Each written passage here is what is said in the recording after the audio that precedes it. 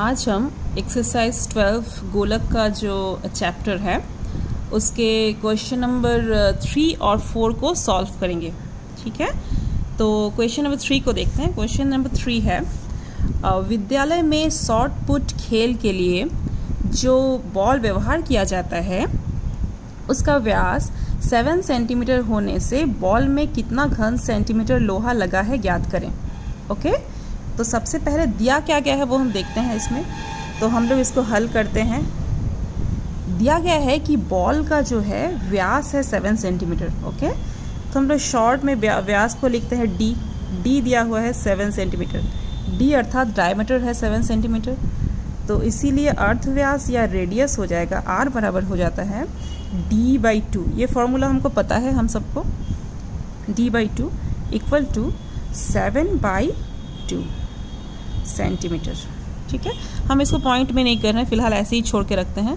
तो r equal to d/2 equal to 7/2 centimetre. Okay, आप क्या कह रहे हैं, बॉल में कितना घन सेंटीमीटर लोहा लगा है।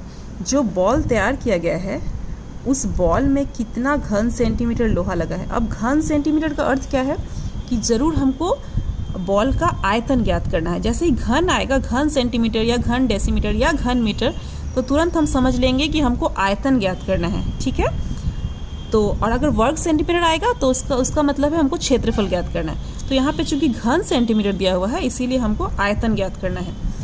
तो अब आयतन का गोलक के आयतन का जो फॉर्मूला है वो तो हमको पता ही है, तो इसीलिए आयतन का जो है हम फॉर्मूला जो है लगा देंगे। तो इसीलिए गोलक के आयतन का आयतन बराबर हो जाएगा 4/3 पाई r³ बराबर 4/3 4/3 पाई r³। तो 4/3 इंटू 22/7 इंटू r है 7/2, तो 7/2 का होल क्यूब। ठीक है, r³ मतलब 7/2 का होल क्यूब बराबर 4/3 इंटू 22/7 इंटू 7/2 के पावर में 3 है, तो इसीलिए 7/2 को हम 3 बार लिखते हैं, अर्थात 7/2 इंटू 7/2 इंटू 7/2। ठीक है, अब देखते हैं क्या क्या कट जाता है। तो यहाँ पे देखते हैं ये 7 कट गया। अच्छा, यहाँ पे हो जाएगा 2 दूना 4, ये 2 और ये 2 कट जाएगा आपस में। और क्या कट रहा है, यहाँ पे एक 2 है, 2 जो है 11 2 या 22 होता है। ठीक है, तो ये सब कट गया, तो बच क्या गया 11 7 और 7 ऊपर में बच गया है, और नीचे में क्या बच गया है 3। ठीक है, तो अब हम इसको मल्टीप्लाई करेंगे। तो मल्टीप्लाई करने से आएगा देखिए 7 इंटू 7 मतलब 49 इंटू 11 बाई नीचे में सिर्फ है 3 इक्वल टू, तो ये गुना करने से आता है 539/3 इक्वल टू 179। इसको अगर भाग करेंगे हम तो आएगा 179.2/3। अब ये आयतन है और ये r जो था सेंटीमीटर में था, इसीलिए आयतन जो है हमेशा घन में होता है, तो इसीलिए आयतन आ जाएगा घन सेंटीमीटर। ठीक है, तो यही हो जाएगा हमारा आंसर, अर्थात बॉल में इतना घन सेंटीमीटर जो है लोहा लगा है। तो इसलिए हम लोग आंसर लिख देंगे कि कितना घन सेंटीमीटर लोहा लगा है, 179.2/3 घन सेंटीमीटर लोहा लगा है। ओके, तो ये गया क्वेश्चन नंबर 3। अब हम बढ़ते हैं क्वेश्चन नंबर 4 की तरफ। क्वेश्चन नंबर 4 में था 28 सेंटीमीटर व्यास वाले एक ठोस गोलक को जल में पूर्ण रूप से डुबाने पर कितने परिमाण में जल ऊपर उठेगा ज्ञात करें। ठीक है, तो एक गोलक को जल में डुबाया जाता है। अब हम मान लेते हैं कि मान लीजिए एक पात्र है, उस पात्र में जो है जल भरा हुआ है, पूरी तरह से जल नहीं है, जस्ट मान लीजिए इतना जल भरा हुआ है। ठीक है, अब अगर हम बाहर से एक गोलक को अगर हम इस जल में डुबाएंगे तो कितना परिमाण जो है जल उठेगा, अर्थात इसका जो जल जो है इस पात्र में कितना ऊपर उठेगा। ठीक है, तो इसका मतलब क्या है, गोलक को डुबाने पर गोलक का जो आयतन है उसके आयतन के बराबर ही जल ऊपर उठेगा। ओके, तो इसीलिए हमको यहाँ पे निकालना क्या है, जल ऊपर उठेगा मतलब कितना जल ऊपर उठेगा, वो जो है गोलक के आयतन के बराबर होगा। तो इसीलिए हमको यहाँ पे गोलक का आयतन निकालना है। ओके, तो इसीलिए अब क्या क्या दिया हुआ है हम देखते हैं। सबसे पहले दिया हुआ है 28 सेंटीमीटर व्यास, अर्थात यहाँ पे भी दिया हुआ है d बराबर 28 सेंटीमीटर।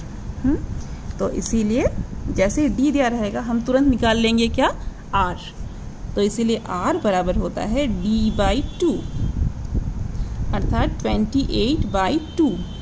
28 को 2 से डिवाइड करते हैं तो कितना आता है 14। अब d सेंटीमीटर में है तो r भी क्या हो जाएगा सेंटीमीटर में, तो इतना 14 सेंटीमीटर। ठीक है, तो इसीलिए अब हम लिखेंगे अतः उठे गए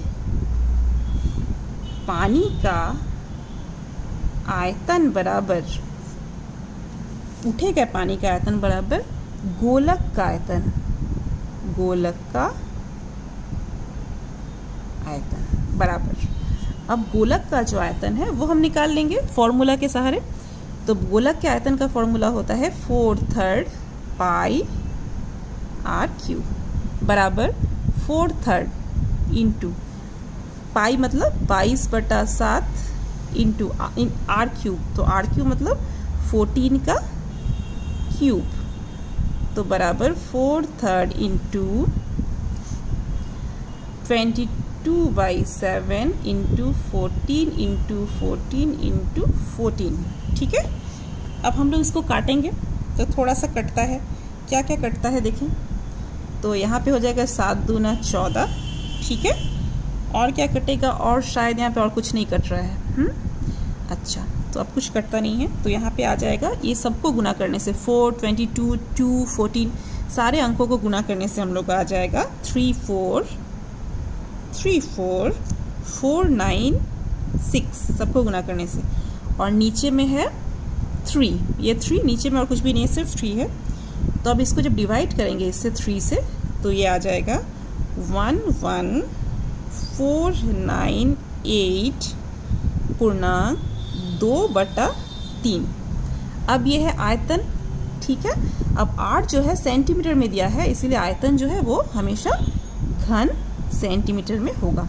ओके, तो इसीलिए उठे गए पानी का आयतन बराबर इतना घन सेंटीमीटर, ये हो जाएगा आंसर। आज के लिए बस इतना ही। Thank you so much.